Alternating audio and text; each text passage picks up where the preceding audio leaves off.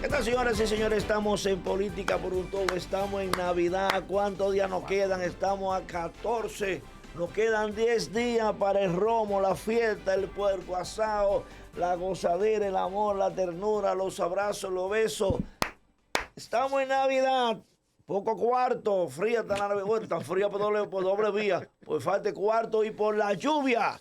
Estamos en Teleuniverso, Canal 29, una imagen sin frontera. Luis Córdoba, Máximo Laureano, Abel Ureña en los controles y Esteban Rosario, quien les habla. Buenas tardes, Córdoba. Buenas, saludos. Ya es diciembre, aunque usted no lo crea, avanza la mitad de mes prácticamente. Ya estamos a los días en los que estos temas están obligados a recesar, o por lo menos a la atención nacional a que se le haga caso.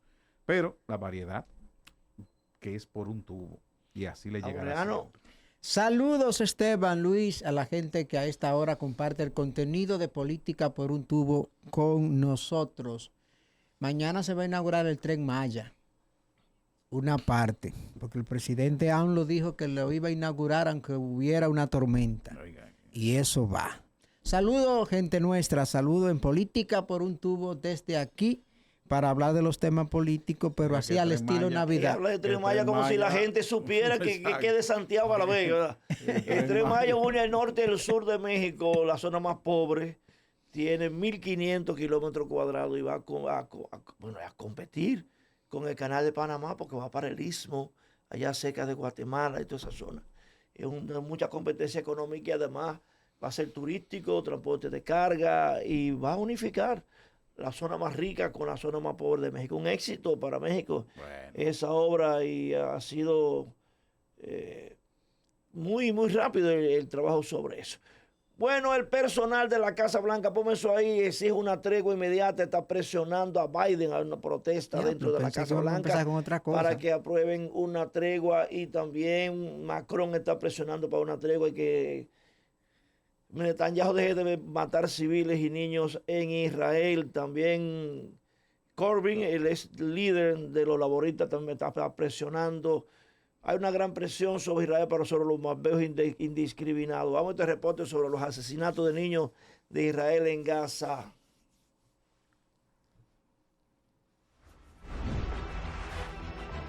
El 20 de noviembre, según la UNICEF, es el Día Internacional del Niño, fecha que visibiliza la causa de los derechos de la infancia, derechos que no se aplican para los niños de Gaza.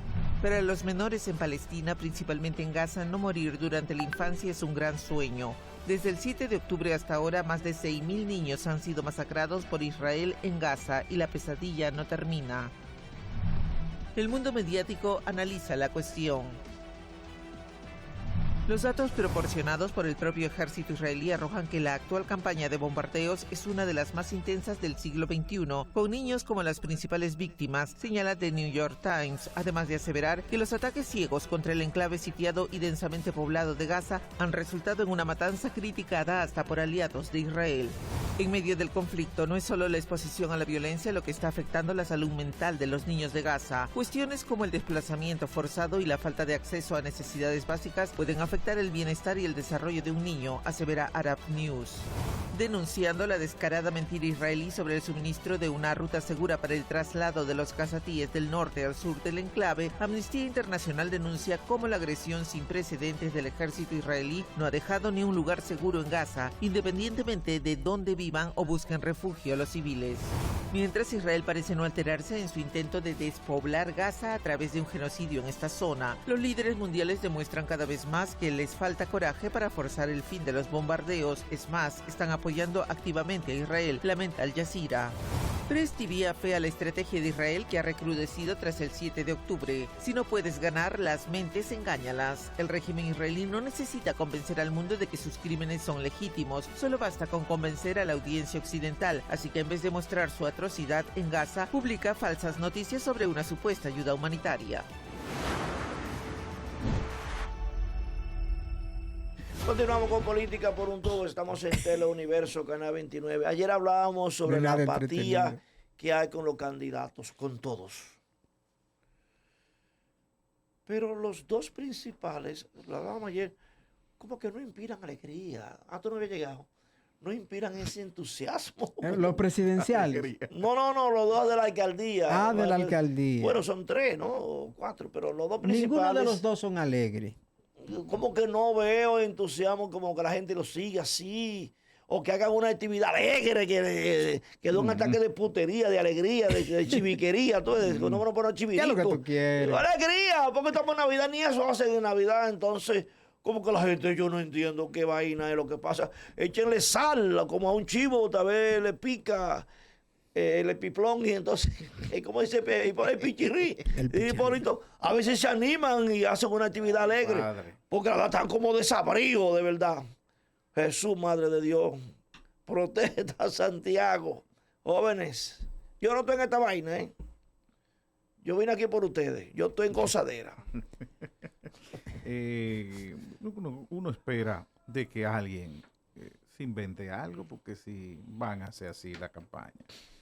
Ayer, además de pesadumbre, y me parece que los asesores, me dijo alguien hoy, no con mucha autoridad, de que en la inauguración del comando, que va a ser mañana viernes con la presencia de Luis Abinader, la invitación dice, el presidente debió ser el compañero, por lo menos.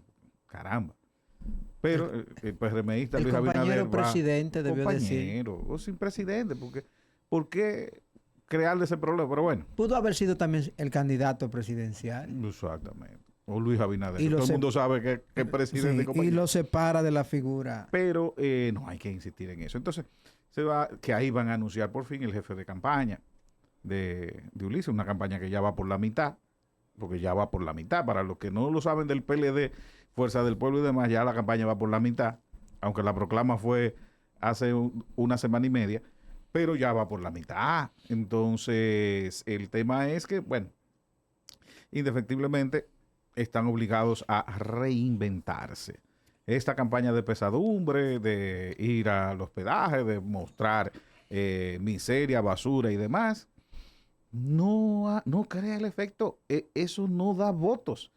Y el asesor que es de la capital, que está aquí y que es el que está llevando una vieja réplica de candidato, de brincar los charquitos, que viene de Temenen hasta aquí. Eso ya, óigame, hay que poner un poco más de inteligencia. Por lo menos en Santiago somos un poco más críticos que otras localidades. Y por eso hay esa insistencia. Tienen que detenerse en ver qué quiere Santiago, qué necesita Santiago como autoridad. Vea lo que tenemos. Si usted entiende que es eso que requiere Santiago, pintar murales, son muy llamativos, algunos son muy bonitos, otros uno no le encuentra explicación, otros simplemente pintan allí un personaje que usted no sabe quién es. Los más adultos, obviamente, acertamos. Yo paso por una de esas paredes y digo, ese tatico, ahí quisieron pintar a Guandulito. En fin, pero hay una generación que no sabe por qué pintaron X personaje ahí. Y eso es lo importante. ¿Cómo así? Para que sepan para que se averigüe esa persona, claro. Y no es mejor si le ponemos un tiquecito, algo que genere información sobre eso. Se le está colocando un código QR. ¿Dónde es eso? En Santiago. Y lo que no tenemos acceso a los celulares, a los QR. En tu parte, Santiago. ¿Usted no ha visto los murales de Santiago? No, yo no he visto eso. Ah, bueno. Bueno, pero en fin. Los murales de Santiago hay están en las principales los candidatos, barriadas de Santiago. Los candidatos tienen que cuestionar a la población, reunirse con la gente del pueblo y verificar si eso es lo que quiere Santiago, si Santiago se siente cómodo con lo que tiene hoy día en el tránsito, si Santiago, porque no hay una relación candidato-población, sino que ellos hacen propuestas en base a lo que ellos entienden, en base a lo que ellos creen. Y realmente no hay asesores en la campaña. No hay asesores. No hay asesores de la ciudad. Que no sean buenos, otras cosas, bueno. Pero hay asesores y bien pagados en dólares. En dólares. Porque yo siempre aterrizo en eso. ¿Qué es lo que quiere el santiaguero como candidato? ¿Qué es lo que quiere en un alcalde? Eso se sabe. y está requete estudiado. Y se han hecho encuestas y estudios sobre eso. Pero a ellos no les interesa. Primero porque ni siquiera la leen. Pero tienen que aterrizar. No escuchan a nadie, ponen lo que tú dices, hacen lo que les da la gana.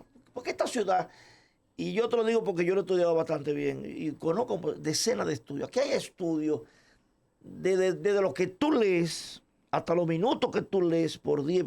Hay estudios. Yo no critico. Y lo que tú no lees, pero nadie lee nada, y menos esos candidatos que no tienen tradición de lectura. Yo no critico los murales en términos general porque para las paredes feas que teníamos, sucias, manchadas, etcétera, usted mirar para allá y ver un cuadro bonito, llamativo, de un personaje que usted lo ha seguido en una película, que usted lo ha visto cantando, que usted ha bailado con él, es interesante. Además porque se puede perpetuar, independientemente de que hay muchas paredes ajenas, pero se puede perpetuar en el tiempo ahí y que la gente no pierda el contacto con ese artista, con ese... Y además que, por ejemplo, tú vas a Bogotá y fue uno de los principales temas que se discutió en la campaña municipal. Y en las principales ciudades de Latinoamérica hay una vuelta a la muralización. Eso es interesante. Y hay un aspecto, es que Santiago le dio balance. Que se ha diversificado en otras ciudades. Que eso es importante también, se ha diversificado. Lo que yo entiendo es, tú dices que hay un código QR, pero no toda la población tiene acceso a eso, ni sabe lo que es un código QR. Es una plaquita.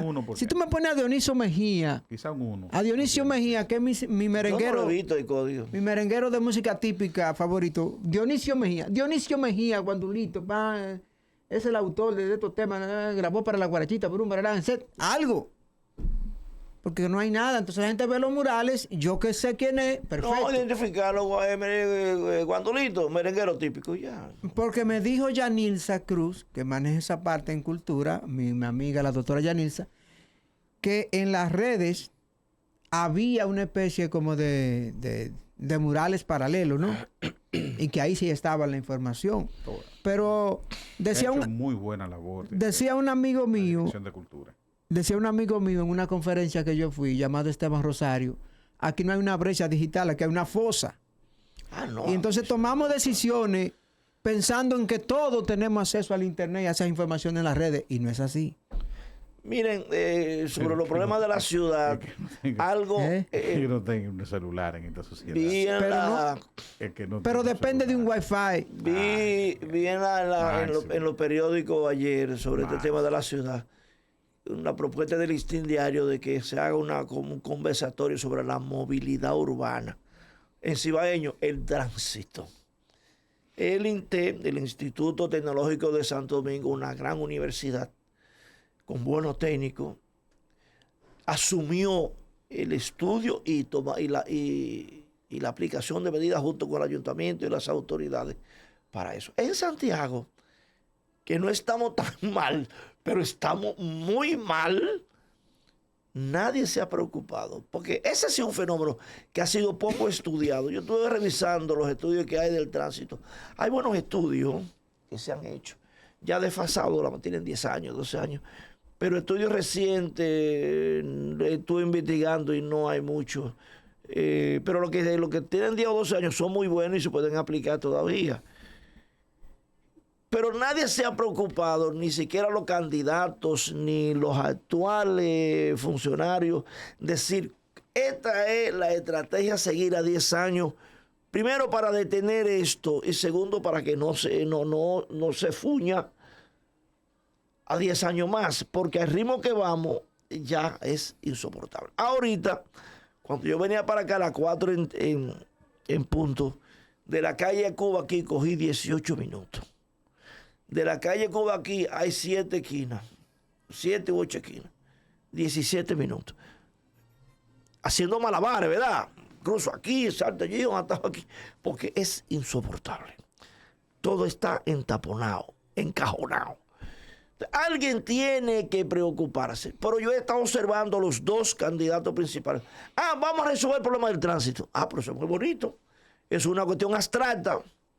Decir, vamos a enfrentar la crisis de tránsito, eso es abstracto. Tú tienes que decirme qué van a hacer con esa calle de coche, porque son calles de coche. La calle de eso es una calle de coche. La restauración es una calle de coche, hecha en los años 52.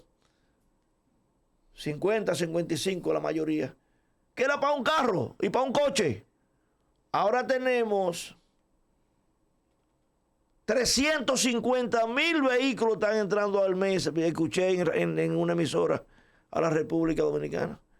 En un año se metieron cerca de 1,5 millones de vehículos.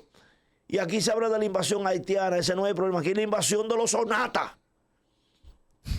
Señores, aquí están entrando más de 100,000 sonatas al mes. Usted dice que es una exageración. No es una exageración, es así. Santiago está lleno de sonatas. No estoy hablando más de los sonatas. Es que no caben. Porque entonces todos tenemos concentrado en el centro de la ciudad, en el casco urbano. No se muevan, que en breve retornamos. Luis Córdoba, Máximo Laureano y Esteban Rosario, que les habla con una interesante entrevista con un importante funcionario de Santiago. Continuamos con Política por un Tubo. Estamos en Teleuniverso, Canal 29, Una Imagen Sin Frontera. Luis Córdoba, Máximo Laureano y Esteban Rosario, quien les habla con una persona importante de la ciudad, el jefe de la ciudad, porque es el hombre que controla, o el encargado de la política criminal, ¿verdad? En la provincia, el fiscal Osvaldo Bonilla, procurador fiscal de la provincia de Santiago, está con nosotros. Buenas tardes, magistrado. Gracias Esteban, a ustedes, Luis, Laureano. Laureano es un asiduo visitante uno de nosotros, claro, uno de nosotros. Laureano siempre está en busca de la noticia en el Palacio de Justicia. Sí. Osvaldo, sí. Te voy a totear así. Sí, no hay problema. Más confianza. Osvaldo, he visto, bueno, la delincuencia ha crecido en el país entero, ¿no? Y en el mundo entero. La medida que los países se desarrollan también más delincuencia y esas cosas. Pero ustedes han tenido una pelota caliente en estos últimos 2 años. La delincuencia se ha disparado. No una delincuencia simple de ratería, que yo siempre he dicho que Santiago es lo que tiene mucha ratería. Pero en los últimos años se han producido grandes casos importantísimos. ¿Tiene la Fiscalía el suficiente personal para manejar tantos casos acumulados? Bueno, las instituciones públicas en sentido general y el Ministerio Público nunca van a tener los recursos necesarios para la persecución penal.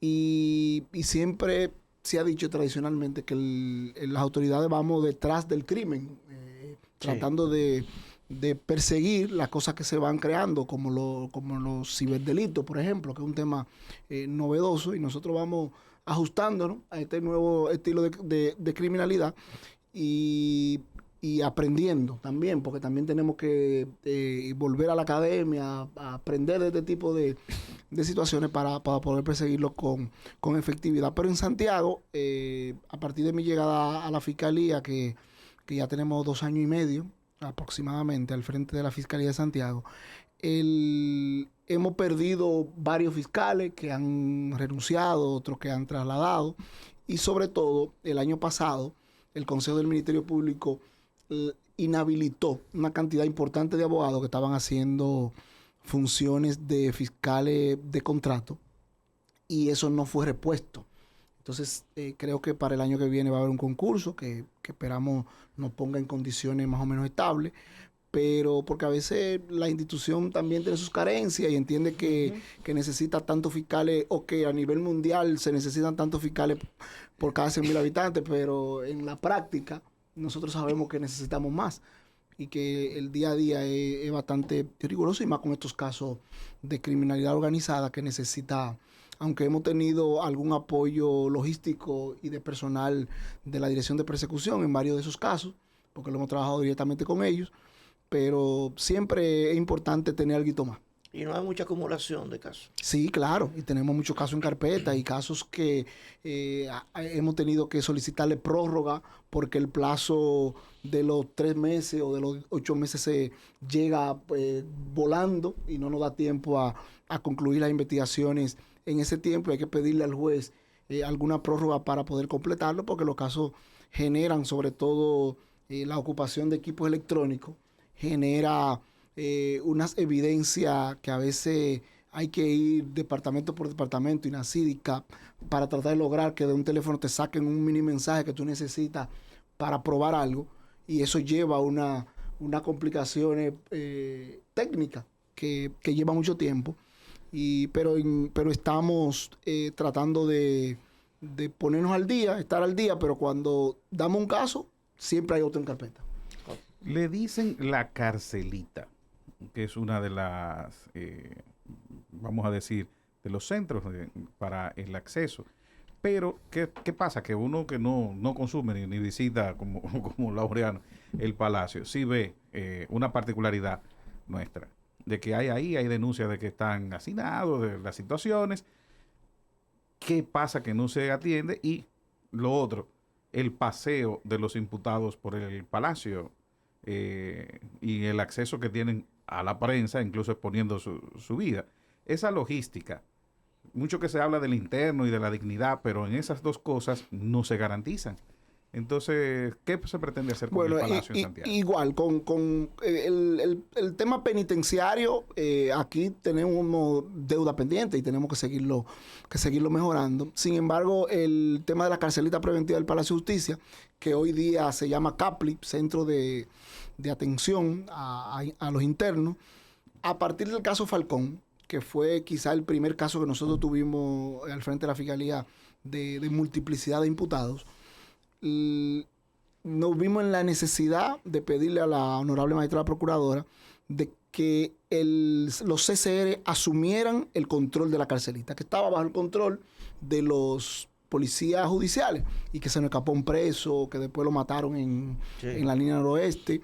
A partir de esos eventos que se nos produjeron, que se produjeron, el CCR o los CCR, los mismos que regentean la cárcel del país, asumieron la carcelita preventiva y hemos tenido una ligera mejoría. No es lo que queremos, nosotros queremos estar en mejores condiciones, pero logramos que los presos ya no estuvieran en el piso, sino que haya una cama, que tuvieran de manera fija su comida, que se la traen de Rafael, la misma comida que le dan a los presos preventivos que ya están en el centro. Y hemos tratado de ir mejorando algunas condiciones. Quizás no es lo que necesita, lo que la sociedad espera, pero hemos tratado de mejorarlo. Un espacio pequeño, quizás para 80, 90 internos. A veces subimos a 105, bajamos a 75. Estamos como interactuando entre esa cantidad, o fluctuando en esa cantidad más bien, pero también con el nuevo director, Carlos, que está al frente del CAPLI, hemos tratado de lograr que cada 15 días, mensual, se fumigue, para las ratas, se lave los colchones, tratar de dignificar un poco y que lo que corresponde a nosotros se logre, porque es un espacio pequeño donde los internos comen, donde los internos hacen actividades y genera todo tipo de temas de higiene. Entonces tenemos nosotros que estar como arriba de eso, pero yo entiendo que de 3 años atrás hemos venido como mejorando. Si ustedes mal no recuerdan, incluso hubo un amparo preventivo que presentó en ese tiempo, estando yo en Puerto Plata, yo no estaba aquí todavía, la defensa pública, y condenaron al Ministerio Público, a las autoridades, a que mejoraran el entorno. Se mejoró, pero cuando llegamos nosotros también hubo que hacer un nuevo esfuerzo, y siempre hay que estar como alerta para seguir haciendo esfuerzo y no descuidarnos. Igual, el tema de que los internos vayan a medida de coerción y haya que moverlo por el Palacio, es casi imposible que no sea como la dinámica, porque es que la única puerta que tiene la atención permanente para entrar es la del frente, y detrás está la oficina del juez, y es como incompatible que el imputado esté entrando por la misma oficina donde se maneja la parte como administrativa de los procesos. Entonces, a veces lo que tratamos es de que, no sé, que los internos se protejan o que para que no lo graben, pero también ellos mismos a veces les interesa, después de haber estado en la policía, después de haber hablado con el fiscal, después de haber ido a una audiencia, son ellos mismos, sus abogados, que les interesa decirle algo a la prensa. A veces no es necesariamente como obligatorio, como obligado, sino que ellos mismos a veces como que muestran interés de hacerlo, y sí tratamos de que el equipo de prensa que está en el área no lo haga de manera obligatoria, que no lo lleve no lo hostigue a un nivel tan alto que le haga hablar sin ellos querer. Laureano. lo que tenemos, no lo que necesitamos. Eso resume todo lo que usted ha dicho y sobre todo se ha hablado también de insuficiencia de personal y eso genera entonces que no haya la eficiencia que se requiere. Se habla mucho del populismo en el Ministerio Público, que todo es prisión. Todo es el numeral 7 del Código 226 es. Sí. 226. Que todo es la 7, todo es prisión. Y que eso conlleva, ¿verdad?, que haya que meter 105 presos en prisión preventiva. Yo con el tema de la prisión preventiva tengo algunas teorías. Yo creo que el Estado y nosotros como persecutores debemos revisar algunas cosas. Estoy totalmente de acuerdo con alguna gente que critica el tema. Sin embargo, no estoy de acuerdo en la crítica a la prisión preventiva por momentos y por casos específicos, porque creo que la crítica a la prisión preventiva debemos hacerla en función del caso leve y del caso del caso poquito, como yo le digo. El caso pero simple, ¿no? Claro, el caso simple, que es la palabra. Pero los casos graves, siempre la medida idónea para garantizar la presentación del imputado al proceso, para garantizar las pruebas, para garantizar que la víctima tenga un proceso acelerado y que se conozca en un tiempo oportuno, es la prisión preventiva. Ahora, esos son los menos. La mayoría de casos son casos simples, los que se someten en el día a día. El día a día del caso es un robo con violencia leve o un robo con poca violencia o un golpe herida o una distribución de droga que nosotros en algún momento debemos revisar y entender que la prisión preventiva no es la medida idónea para esos casos leves. Ahora, para los casos graves, que es lo que generan el movimiento público, porque por los casos leves nadie habla y nadie se queja y nadie... Pero ahora cuando hay casos de corrupción importantes, cuando hay casos de criminalidad organizada, se arman unos alborotos en ese sentido. Ahora, yo creo que si todos trabajamos en la línea de congestionar los tribunales con medidas alternas en esos casos leves, nosotros discutimos en una mesa que tenemos donde está el Poder Judicial y la Defensa Pública, el deseo de que haya acercamiento para que nos pongamos de acuerdo con los casos y que lleguemos a salidas alternas y que el caso solamente tenga una medida de coerción y que a partir de ahí se firme un penal abreviado. Pero quienes nos adversan en los tribunales quieren llegar a acuerdo con los casos que impactan de manera a la sociedad. Entonces nosotros decimos, no, debemos empezar por los casos más simples y descongestionamos los tribunales, las cárceles, con los casos simples, con los casos donde hay imputados que tienen problemas de salud. Entonces, pero también los medios de comunicación tienen que jugar un rol en ese punto, nosotros también concientizando a la ciudadanía, porque aquí no hay una cultura de acuerdos y de solucionar problema hablando. Cuando el fiscal propone un acuerdo en un caso X, la víctima lo que dice de una vez, el fiscal me quiere vender, el fiscal cogió dinero. Entonces no hay una cultura de acuerdo y tenemos que como que poner en blanco y negro protocolos bien claros para lograr que todas las instituciones acordemos, saquemos casos por salidas alternas, y eso podría de alguna manera descongestionar los centros penitenciarios. Siempre he escuchado que a muchos pobres lo condenan, no, le aplican una coerción de 3 meses y duran 1 año. Y entonces ha habido muchas denuncias sobre bueno, eso. Por ejemplo, en Puerto Plata, yo tengo la experiencia de Puerto Plata antes de la pandemia, que en 1 año, por ejemplo, teníamos una condena, un descargo en juicio, lo que indica que la mora era casi cero, poca, porque el proceso avanzaba de manera expedita. Puerto Plata evidentemente es una jurisdicción quizá 3-4 veces menor que Santiago. Sin embargo, la experiencia de Santiago por mucho tiempo, no de ahora, es que los procesos, por el cúmulo de trabajo, por el cúmulo de procesos, por la cantidad de aplazamientos, sobre todo, los procesos al año a veces todavía no tienen una apertura a juicio. todavía están en la audiencia preliminar. Y la cantidad de aplazamientos para conocer un juicio. Nosotros hicimos unos levantamientos y los promedios oscilan, después que el Ministerio Público deposita la acusación, entre 4 y 6 meses para conocer la audiencia preliminar. Y después que le dan apertura a juicio, entre 3 y 4 meses para conocer el juicio. Entonces, es una barbaridad. ¿Y cómo se puede acortar? El tema de, si trabajamos quizá un poco más de logística, de parte del Poder Judicial, algunos tribunales más, pero sobre todo los aplazamientos. Todos los actores del sistema tenemos que trabajar en reducir los aplazamientos, en que un aplazamiento no se produzca. Por ejemplo, Falcón, que hoy tenía audiencia, se aplazó para enero y llevamos 7 aplazamientos, la defensa tratando de alargar, pensando en la extinción. Eso es para la apertura a juicio. Para la apertura a juicio. Y no, hay aplazamientos que evidentemente pueden ser del Ministerio Público, porque no lleva un imputado, que cuando el CCR no lo lleva, a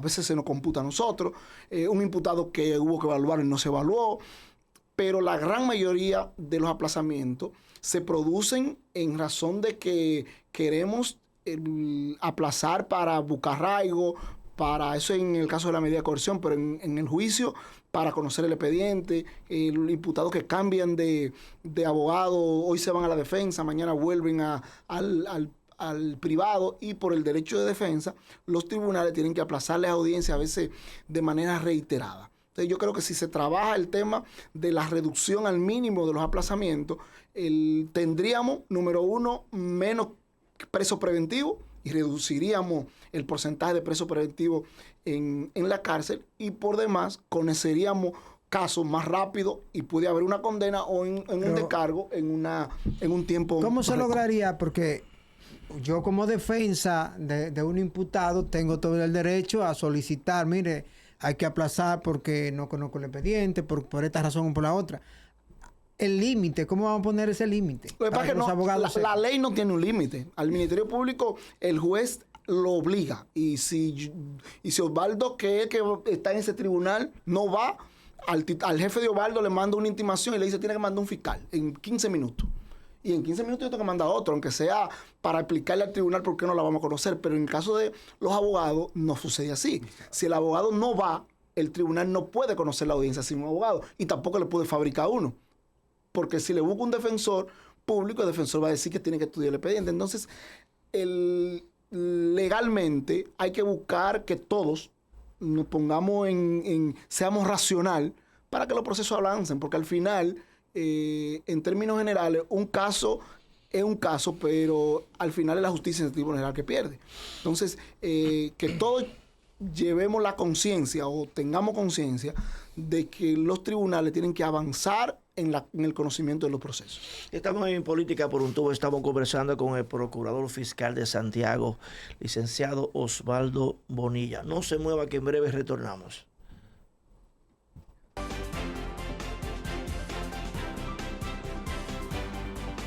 Estamos en Política por un Tubo, estamos conversando con el Procurador Fiscal de Santiago, licenciado Osvaldo Bonilla. Los atracos, el robo calificado. De enero a junio, 3.869. Hoy subieron el informe de ustedes, de Santiago, en la página de la Procuraduría, que yo la sigo, subió 5.970, está en un 25%. Es decir, que se disparó casi a 2.000, 1.000 y pico en ese trimestre. Y cada mes estamos hablando de 75, 100 atracos. ¿Qué está pasando en Santiago? Bueno, lo primero que nosotros como autoridades del Ministerio Público, de la Policía Nacional y todos los actores del sistema hemos estado trabajando desde la mesa interinstitucional, interagencial, que nos reunimos los lunes en Santiago, en Santo Domingo, para trabajar el tema de los robos y sobre todo de los robos con violencia.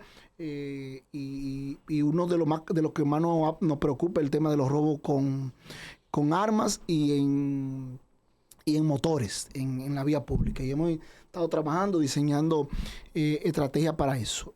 Ha sido un semestre a partir de junio de este año que nosotros hemos venido aumentando sobre todo la efectividad de denuncia producida y casos sometidos, en razón de la persecución, de tratar de tener una persecución más efectiva en ese sentido. Pero hoy hablaba con la gente de la ASIS en una actividad que teníamos, buscando alternativas en el sentido de lograr disuadir o persuadir los ciudadanos que cometen estos tipos de delitos y que la persecución sea más efectiva. Y para ello estamos haciendo unos acercamientos con la Asociación de Banca Deportiva y banca de todo tipo en la ciudad de Santiago. Específicamente Vimo Banave, que estaba en la actividad, y vamos a hacer unas reuniones a partir de enero para lograr masificar la instalación de cámaras en estos tipos de centros que son masivos en todos los sectores, y con eso nosotros tratar de reducirlo. Pero también soy testigo, y la relación con la policía en este tiempo hemos tratado de mejorarla, del trabajo que el general Cona ha venido realizando para intervenir y tratar de producir que los robos no aumenten más de lo debido, pero es una de nuestras preocupaciones, el tema de los robos. ¿Hay recursos para eso? Bueno, el recurso humano, la policía, quizá le falten más policía, porque ustedes saben que en diciembre traen más, se gradúan, vienen.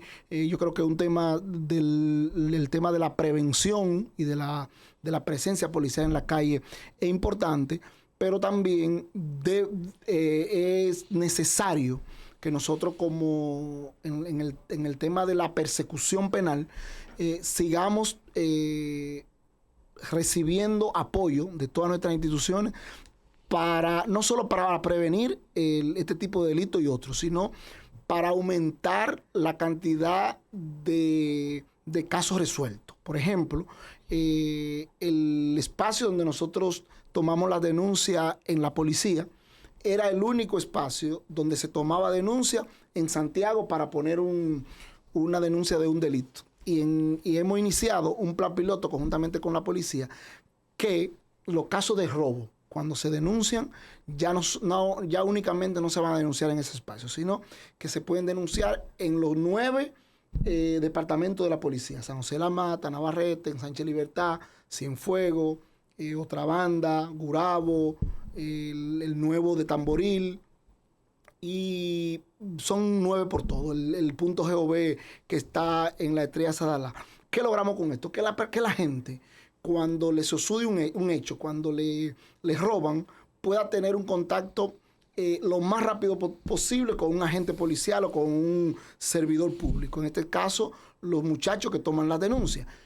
Una gente que le robaron en Navarrete no tiene que esperar el día siguiente para venir a Santiago, sino que automáticamente se presenta al destacamento policial, le toman la denuncia, lo orientan, le dicen qué hacer, y el policía del DICRIN o el policía de la uniformada se traslada con esa persona a ver dónde fue el hecho, a levantar una cámara. Entonces, la efectividad del delito, la efectividad de la persecución del delito puede aumentarse. Y por eso nosotros, en la última semana, por ejemplo, los números que tenemos del Departamento de Robo es que hemos aumentado en el sometimiento de casos. Y para eso hay un caso que en los medios de comunicación lo trataron mucho reciente ahí, que fue unos robos que se estaban produciendo en carro de concho, que es una modalidad que ocurre en estos días de Navidad, cuando la gente le dan el doble sueldo.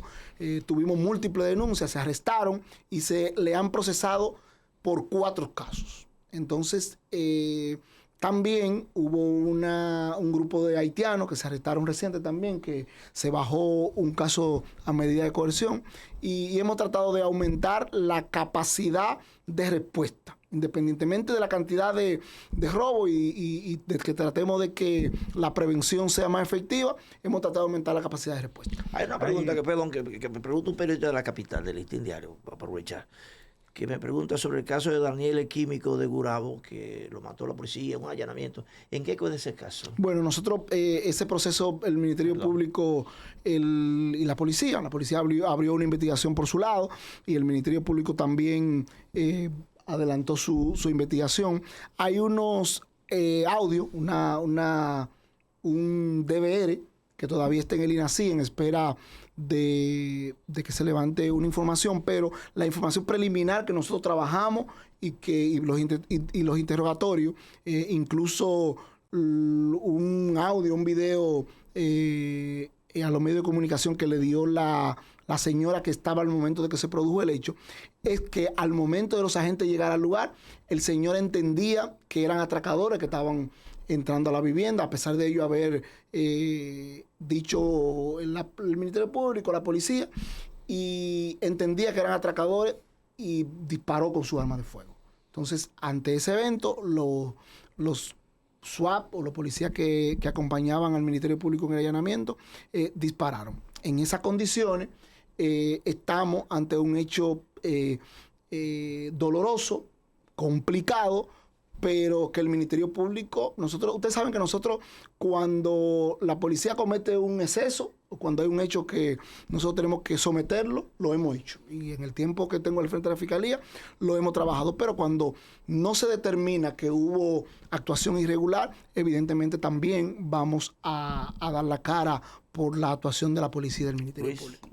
Dos temas que siempre surgen. Uno, la participación, o si hay, de haitianos en la delincuencia, o sea, cómo ha ido esa conducta. Y lo otro, los feminicidios, o sea, esas dos estadísticas, ¿cómo andan? Bueno, el tema de extranjeros, en sentido general, en Santiago suceden. Y en esta semana creo que precisamente hemos sometido 2 casos de nacionales haitianos por tema de robo. Sin embargo, no es el grueso de proceso de extranjeros cometiendo delitos.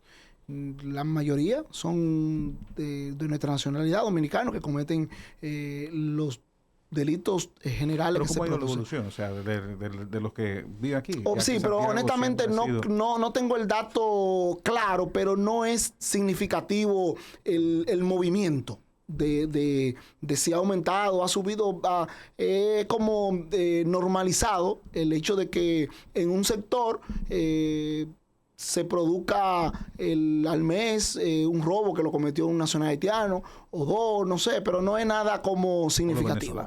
Sí, no es nada significativo. Y en el caso de los feminicidios, el Departamento de Género de la Fiscalía de Santiago tradicionalmente ha sido un espacio de importancia para nosotros. Es un espacio multidisciplinario, participativo, y yo siento que la ciudadanía entiende que es un espacio donde se le respetan sus derechos, donde puede ir a denunciar y a llevar su conflicto, que generalmente es un conflicto familiar, interno, ligado al entorno, y la gente a veces tiene temor de a quién se lo comunica, a quién se lo dice.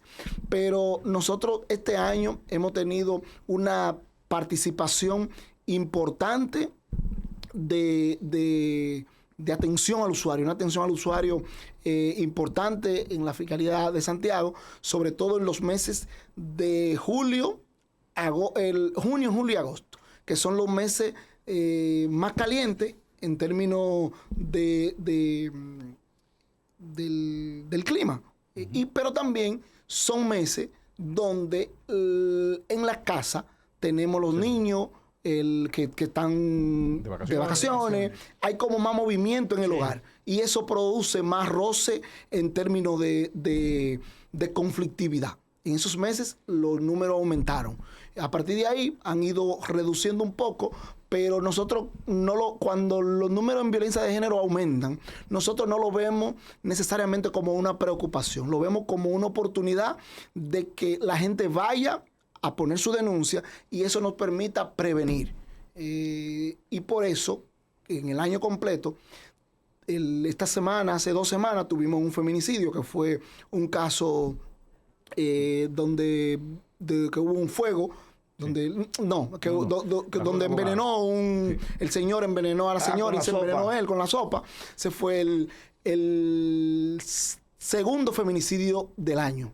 Entonces ha sido un año, siempre mucho, pero ha sido un año donde nosotros hemos trabajado incansablemente para lograr reducirlo y que no sea tan drástico como ha sido en otras ocasiones. El feminicidio es una pandemia a nivel de toda Latinoamérica. Nosotros no escapamos, pero cada día trabajamos para prevenir y para impactar, para ejecutar órdenes de arresto.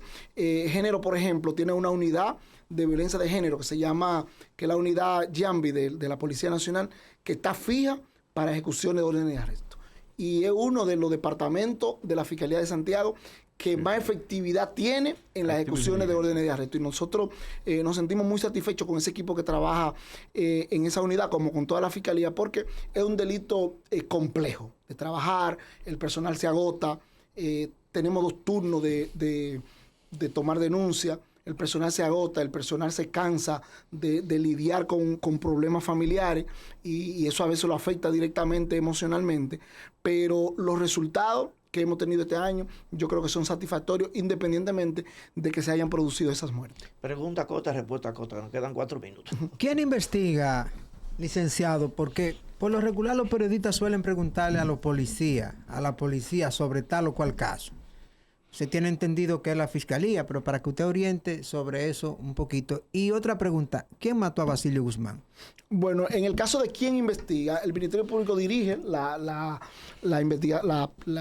tiene la dirección funcional de la investigación, pero yo le digo a los fiscales que la dirección funcional de la investigación no nos da el derecho a atropellar y a que nosotros nos creamos los últimos del proceso investigativo. Esto es un trabajo... La población dice los papaupa. Esto es un trabajo en conjunto, esto es un trabajo de cercanía, esto es un trabajo de colaboración. El policía, yo siempre he dicho que es el agente público más cercano a la población y tiene que tener la población confianza en él y tiene que tener credibilidad. Y esa credibilidad se la da su trabajo, pero también la cercanía con el Ministerio Público. En esta gestión de nosotros al frente de la Fiscalía, con el general Acone, hemos tratado de tener una relación cercana, cordial.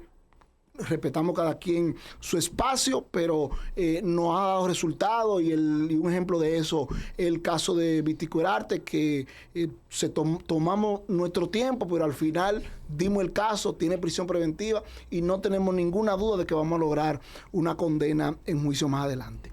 Con el caso de Basilio Guzmán, todos los casos que los fiscales tienen, nosotros queremos darlo de inmediato, darlo 2 horas después del hecho, 4 horas, 5 horas, pero no todos los casos son igual. Hay casos que van más rápido, otros van a otra velocidad, pero lo importante para la familia, para la comunidad jurídica, para Santiago, para la prensa, es que nosotros diario estamos dando pasos importantes para darle respuesta a ese caso. Y lo daremos porque estamos trabajando en eso. Los delitos electorales, como es político el programa, hay que politizar. ¿Quién va a asumir eso? Estamos en espera de que el magistrado Iván Félix, que es el designado interino en esa Procuraduría Especializada de Delitos Electorales, nos convoca a una reunión de trabajo. Ya designamos al magistrado Guichardo como enlace de Santiago con la especializada. Él y yo estaremos como al frente de esos temas. ¿Oyeron los políticos? Hasta que llegue el día de las elecciones, que ya nos acompañaremos de todo el equipo de fiscales. Magistrado, el caso Ana Gómez. Magistrado, el caso Ana Gómez. El caso Ana Gómez tiene una... La patrona, sí, tiene una persona sometida que fue el que manejó la motocicleta que llevó al sicario a producir el hecho. Él tiene una participación activa en el proceso. Sin él, el caso no se hubiese dado, pero el sicario está prófugo y estamos ampliando la investigación, esperando determinar quién produjo, quién pagó para cometer el hecho. Ya, gracias. Vamos. Gracias, Osvaldo Bonilla, quien es el procurador fiscal de Santiago. Además de decirle que muy buena entrevista y que cuando usted quiera decir cualquier cosa, estamos abiertos. No, gracias a ustedes. Cuando hablé con Esteban, no sabía que era para política por un tubo. Sí. Yo creía que nada más venían políticos, pero podemos hablar de otros temas. Gracias. Bye, bye.